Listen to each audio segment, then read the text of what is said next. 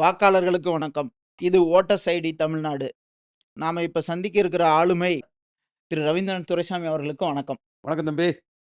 அடுத்தபடியா விஜய் அவர்கள் சரத்குமாரோ, சிவாஜி அவர்களோ, பாக்யராஜ் அவர்களோ, ராஜேந்திரன் அவர்களோ கிடையாது. இவர் அவருக்கும் சற்று மேலே அப்படின்னு சொல்லலாமா? இதுல பாக்கியராஜ் கிடையாது, ராஜேந்தர் கிடையாது, அ சரத்குமார் கிடையாது. ஆனா கமலஹாசன் விஜயகாந்தோட கமலஹாசன். மேல். ம். ஆனா விஜயகாந்த் தான் 8.3% வாக்கெடுத்தாரு. கமலஹாசன் சினிமாவ கம்பேர் பண்ணா எஸ். கமல் மேல, விஜயகாந்த் கீழ. ஆனா அரசியல கம்பேர் பண்ணா விஜயகாந்த் அவர்கள் தான் மேல. கமல் மார்க்கெட் வந்து கஜேந்திரா காலகட்டத்துல தான் வந்தாரு. ஆ. இவர் இன்னைக்கும் மார்க்கெட் இருக்குது. அதுதான். இன்னைக்கும் கல்கி படம் பெரிய இது. தக் லைஃப் ஓப்பனிங் நல்லா இருந்தது. அடுத்தால படங்கள் இருக்குது. ரஜினி கமலும் இவரு சேர்ந்து நடக்கக்கூடிய படம் இந்தியாவிலேயே பெரிய படமா வரும். இந்தியாவிலேயே பெரிய படமா வரும். லோகேஷ் கனகராஜ் வேற இருந்தாருன்னா கேட்கவே வேண்டாம்.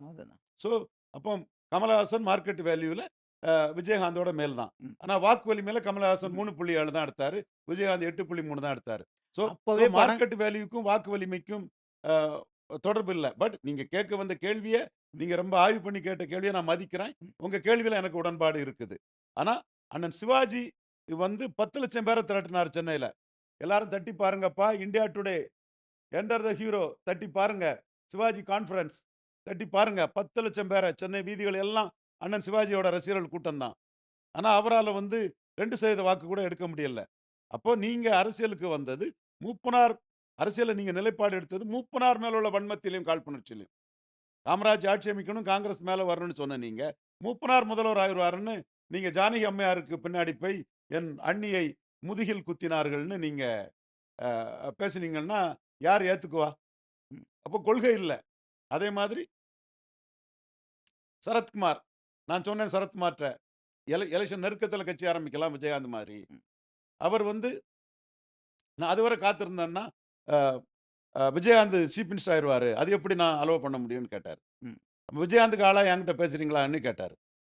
அப்ப நான் அதனால தான் தம்பி லட்சுமணன்ட்ட குமுத ரிப்போர்ட்டர்ல கடல் அலை எப்போ ஓயும், எப்போ நீச்சல் அடிக்க முடியும், உடனே கட்சி அமைக்கக்கூடிய வேலையை பாருங்க ரவீந்திரன்னு சொன்னாரு சரத்குமார்ன்ட்டு. ரவீந்திரன் அதுக்கு வந்து இப்போ கட்சி ஆரம்பிக்க கூடாதுங்கிற சொன்னாருங்கிறதையும் நான் பாக்ஸ் நியூஸ் ஆட்டை அன்னைக்கே பதிவு பண்ணி வச்சேன். ரவீந்திரனுக்கு கருத்து தோக்கல்ல, சரத்குமார் விஜயகாந்துக்கு எதிராக உள்ள நெகட்டிவ்ல தோக்குறாருன்னு சொன்னேன். இப்பவும் உதயநிதி ஸ்டாலின் மீது உள்ள நெகட்டிவ்லையும் வன்மத்திலையும் காழ்ப்புணர்ச்சியிலையும் விஜய் கட்சி ஆரம்பிச்சு கொள்கைகளை சொல்ல முடியாம திமுக அரசியல் எதிரி. ஏன் திமுக அவருக்கு அரசியல் எதிரி ஆகணும்? உதயநிதி மேல உள்ள வன்மம், காழ்ப்புணர்ச்சி, பொறாமை, பொச்சரிப்பு, மூப்பனார் மேல உள்ள பொறாமை, பொச்சரிப்பு ஐயா அண்ணன் சிவாஜி கணேசன் அவர்களுக்கு, விஜயகாந்த் மேல உள்ள பொறாமை, பொச்சரிப்பு சரத்குமாருக்கு. அப்போ இன்னைக்கு விஜயோட பாதையும் பார்வையும் கொள்கைகளும் சிவாஜி சரத்குமார் மாதிரி தான் இருக்கு. இல்ல இப்ப நீங்க வந்து உதயநிதி ஸ்டாலினோட மேல இருக்கிற வெறுப்பின் காரணமா பண்ணாருன்னு ரொம்ப அவர் மீத குறுக்குறீங்களோ? அவரோட ரசிகர் பலத்த பார்த்துட்டு நம்மளால வந்து ஆட்சி பிடிக்கிற அளவுக்கு முடியுங்கிற நம்பிக்கையில அவர் வந்து கட்சி ஆரம்பிச்சதா வச்சுக்க கூடாதா? எங்க அவருக்குள்ள ரசிகர் பலத்தை பார்த்து தான் ஜெயலலிதாவுக்கு எதிரா மோடியை போய் பார்த்தாரு. ம். ஜெயலலிதா அம்மையார் வந்து 6% ஓட்டு உயர்ந்தாங்க. 39 சீட்டுக்கு 37 சீட்டு வெற்றி பெற்றாங்க. வெத்து வேட்டு செல்லாத நோட்டுன்னு விஜய மொத நிரூபிச்சது ஜெயலலிதா அம்மையார் தான். கோயம்புத்தூர்ல மோடியை காத்து கிடந்து பார்த்த விஜயை வெத்து வேட்டு செல்லாத நோட்டு செல்வாக்கற்றவர்னு மொத நிரூபித்தது ஜெயலலிதா அம்மையார் தான். அனில் மாதி உதவுனரா சொன்னாரு. ஓகே, அனில் மாதி உதவுனாரு. அதை ஜெயலலிதா அம்மையாரால் பொறுத்து கொள்ள முடியவில்லை. தலைவா படத்தை அடி அடிந்து அடித்து நொறுக்கினார். அதை இவரால் எதிர்த்து நிற்க முடியவில்லை. பிழைப்புக்காக ஜெயலலிதா அம்மையாரிடம் 7 கட்டை 8 கட்டை அடியாளிடம் போய் கெஞ்சினார். ஆனால் எதுவும் நடக்கவில்லை. கோபத்தில் அவர் மோடியை போய் 2014ஆம் ஆண்டு மக்களவைத் தேர்தலில் போய் பார்த்தார். என்ன நடந்து விட்டது? நான் இதை விஜய்க்கு மட்டுமே நான் சொல்லவில்லை. எங்கள் அண்ணன் ரஜினிகாந்த் அவர்கள் 2004ல பாபா படப்பெட்டியை தூக்கிட்டு போயிட்டாங்கன்னு ராமதாஸ எதிர்த்தாரு. மக்களுக்கு பாபா படப்பெட்டியை தூக்கிட்டு போனதா ஒரு இஷ்யூ. அதுக்கு அன்னைக்கு இருந்த அரசாங்கம் கிரிமினல் கேஸ் போட்டு நடவடிக்கை எடுத்திருக்கணும். அவ்வளவுதான். அது மக்கள் பிரச்சனையா அது? என்ன ஆச்சு? அனைத்து தொகுதிகளிலும் டாக்டர் ராமதாஸ் வெற்றி பெற்றார். அதே டாக்டர் ராமதாஸை 2009ஆம் ஆண்டு மக்களவைத் தேர்தலின் போது அதிமுக, பாமக, மதிமுக, சிபிஎம், சிபிஐ ஊடகங்கள் வாக்கு பலத்தில் பெரிய கூட்டணி, நியூமெரிக்கலி ஸ்ட்ராங் அலையன்ஸ் என்று ஊடகங்கள், இவர்கள் பெயரை சொல்ல வேண்டும் என்றால் தினமணி ஊடகத்தில் இருக்கக்கூடிய ஆசிரியர் மற்றும் டிசி பகவான் சிங் போன்றவர்கள் எல்லாம் ஜெயலலிதாவுக்கு ஆதரவாக பேசுவதற்காக நியூமெரிக்கலி ஸ்ட்ராங் ஸ்ட்ராங் என்ற அலையன்ஸ் என்று அந்த அலையன்ஸை கூறினார்கள். அப்பொழுது நாங்கள் ஒரு டீமோட சென்று அந்த பெரிய அலையன்ஸில் ராமதாஸை தோற்கடிப்போன்னு முடிவு பண்ணோம். பத்திரிகைகளில் ரவீந்திரன் துரைசாமி முகங்காட்டி பேட்டி அளித்தேன். பத்திரிகைகளிலே தெள்ள தெளிவாக ஜூனியர் ஊடக நிருபர் என்னோட பேட்டியை போட்டார். அவர் போட்ட அந்த பேட்டியின் சாராம்சம், பாமகவை முதலியார், செங்குந்தர், உடையார், அகமுடையார், கள்ளர், யாதவர், முஸ்லீம், கொங்கு வேளாளர், உடையார் போன்ற பிற்படுத்தப்பட்ட சமூகங்களை திரட்டி எம்பிசி பாமகவை, எம்பிசி மக்களை பிரதிநிதிப்படுத்தக்கூடிய பாமகவை தோற்கடிக்கப் போகிறார் தமிழக பிற்படுத்தப்பட்டோர் கூட்டமைப்பின் அமைப்பாளர் ரவீந்திரன் துரைசாமின்னு என் படத்தை போட்டு, என் பேட்டியை போட்டு பெரிய அளவுக்கு ஊடகங்கள் அதை வெளிப்படுத்தின. நான் என்னோட இதுன்னு சொல்லலை. இந்த சமூகங்களை பார்த்தோம். கஞ்சம் ரெட்டி, கவரா நாயுடு இவங்களை போய் பார்த்தோம். அதில் அன்பாளன் யாதவோட பணி மிக பெருசானது. கிருஷ்ணகாந்தன் யாதவோட பங்களிப்பு பெருசானது. வரலாற்றில் ரவீந்திரன் துரைசாமி செய்த சரித்திர சாதனை நான் மட்டுமில்லை, நான் முகம். இவ்வளவு சமூக சங்கங்களும் இருக்காங்க. மூப்பனாருக்கு வேண்டிய ஒரு உடையார் சங்கத்தை சேர்ந்தவர் இருந்தார். அது மாதிரி இந்த மண்பாண்டம் செய்யக்கூடிய வேளியர்னு சொல்லக்கூடிய சகோதரர்கள், அவங்க எம்பிசி சகோதரர்கள், அதில் உள்ள ஒரு உடையார் எங்கள் அமைப்பில் வந்திருந்தார்.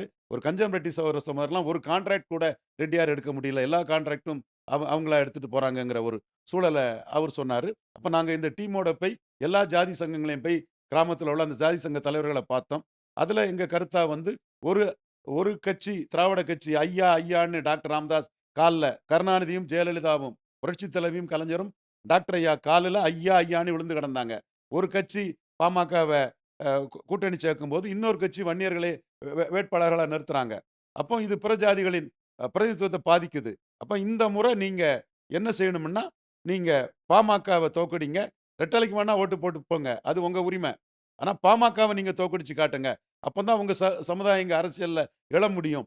அல்லது எல்லாருமே ராமதாஸ் காலில் ஐயா ஐயான்னு விழுந்து வன்னியர் சமூகம் தான் மிகப்பெரிய எழுச்சியை பெறுவாங்க என்று சொன்னேன். இது நான் வந்து 98ல் இதே வன்னியர் சமூகத்தை காலி பண்ண நினைச்சு கலைஞர் முடிச்சு கட்ட நினைக்கும் போது அந்த கட்சியை, அந்த கட்சியின் துணைத் தலைவராக, செய்தி தொடர்பாளராக, அரசியல் தலைமைக்குழு உறுப்பினராக, டாக்டர் ஐயாவின் நம்பிக்கைக்குரியவனாக நான் காப்பாற்றணுங்கிற அந்த உணர்வுல மனித நீதின்னு களத்துக்குள்ள நான் செய்தேன். இயற்கை எனக்கு துணை நிற்கும். நான் அன்னைக்கு அந்த கட்சியை அழிவில் இருந்து காப்பாற்றினேன். கலைஞர் வீழ்ச்சியிலிருந்து காப்பாற்றினேன். இயற்கையும் கடவுளும் எனக்கு துணை நிற்பாரு. அதனால எனக்கு அநீதி, எனக்கு நியாயம் வழங்காத டாக்டர் ஐயாவுக்கு, அவரால் தான் பாப்புலர் ஆனேன். அதுக்கு நான் நன்றி சொல்லிக்கிறேன். ஆனால் உரிய நியாயத்தை, நான் செய்ததுக்குரிய நியாயத்தை அவர் எனக்கு வழங்காததுக்கு நான் செய்து காட்டுவேன்னு துணிச்சலா வட தமிழகத்தில் யாருமே அதற்கு முன் வராத போது அன்பாளன் யாதவ் முன் வந்தார்.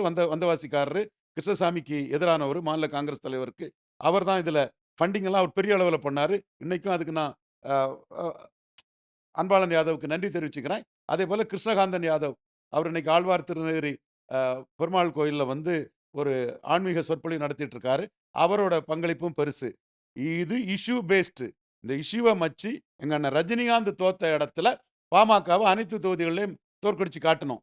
அன்னைக்கு தான் எங்க அண்ணன்கிட்ட நாம சொன்னோம், நீங்க வந்து டிவைட் அண்ட் ரூல் பண்ணுவோம்னே, 6 தொகுதியில் மட்டும் பாமகவை ஏற்றுக்கிட்டு நாம திமுகவை ஆதரிச்சிருவோம், காங்கிரஸ் ஆதரிச்சிருவோம், மதிமுகவை ஆதரிச்சிருவோம், சிபிஎம் ஆதரிச்சிருவோம், சிபிஐ ஆதரிச்சிருவோம், இவங்கெல்லாம் எங்களுக்கு எதிரிகள் இல்லைன்னு சொல்லிடுவோம், எங்களுக்கு பாமக மட்டும்தான் எதிரின்னு சொல்லி இந்த ஓட்டுகளை, உங்கள் மீது பற்றுதல் கொண்ட இந்த ஓட்டுகளை ஸ்ட்ராட்டஜிக்கலாக பாமகவுக்கு எதிராக திருப்பலான்னு நான் சொன்னேன். அப்போ அவர் என்னோட இதை எடுத்துக்கல.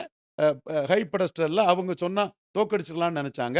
பாபா படப்பட்டியை தூக்குனதுக்காக ரஜினிகாந்த் ரசிகர்கள் எல்லாம் பாமகவை தோக்கடிச்சாலும் நினைச்சிருவாங்க. முடிஞ்சதும் டாக்டர் ராமதாஸ் சொன்னார், ஊதி பறக்க விட்ட பலூன்ல ஊசி வச்சு குத்தி. எனக்கு வந்து நல்ல நினைவு இருக்கு. அந்த தேர்தலில் தான் நான் முதல்ல அரசியல்லாம் கவனிக்க ஆரம்பிச்சது.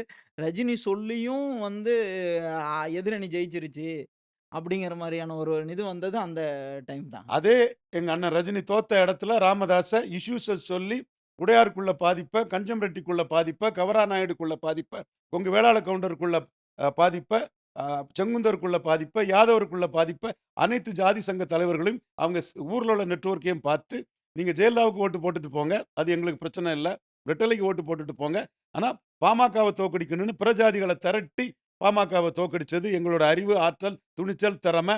தென் தமிழகத்திலிருந்து வந்து மனித நீதி வாழக்கூடிய தாழ்லிங்க நாடார் தொண்டை அன்னைக்கு அதை செய்து காட்டினேன். எங்கள் ஐயா டாக்டர் ராமதாஸுக்கு அது தெரியும். அவரும் நியாயம்னு உணர்றாரு. அதில் எந்த மாற்றமும் இல்லை. அவரால் தான் நான் தமிழ்நாட்டில பாப்புலர் ஆனேன். அவர் அந்த நன்றி கடன் உண்டு. இன்னைக்கும் அவர பற்றி நான் சொல்லும்போது வன்னியருக்கு உறுதியானவர். அவர் அளவுக்கு ஒரு ஜாதிக்கு இந்தியாவுல யாரும் உழைச்சவங்கன்னு கிடையாது. அந்த அளவுக்கு வன்னியர்களுக்கு பலமும், அதிகாரமும் கிடைக்கிறதுக்கு டாக்டர் ஐயா தான் காரணங்கிறத நான் மனப்பூர்வமா ஒத்துக்கிறேன். பட் இதர ஜாதியைச் சேர்ந்த நான், கலைஞர் ஒழிச்சு கட்டு நிக்கும்போது அந்த கட்சிய காப்பாத்துனவன், பிற ஜாதிகள் வாக்கு அந்த கட்சிக்கு கிடைக்கிறதுக்கு துணை நின்றவன், ஒரு அலையன்ஸ 98ல ஜெயலலிதா கிட்ட இது சோசியல் ஃபோர்ஸு, காக்கா 60 சீட்டு ஜெயித்து குடுத்து 80ல ஆட்சிக்கு வர வச்சதுன்னா, ஒட்டுமொத்த நாடாரும் குமரி ஆனந்தனுக்காக வாக்களிச்சாங்க. எம்ஜிஆர் முதல்வர் ஆனாரு. Complete நாடாரும் வாக்களிச்சாங்க. Forward black 67ல Muthuramalinga Thevar 1.3 தான் எடுத்திருந்தாரு.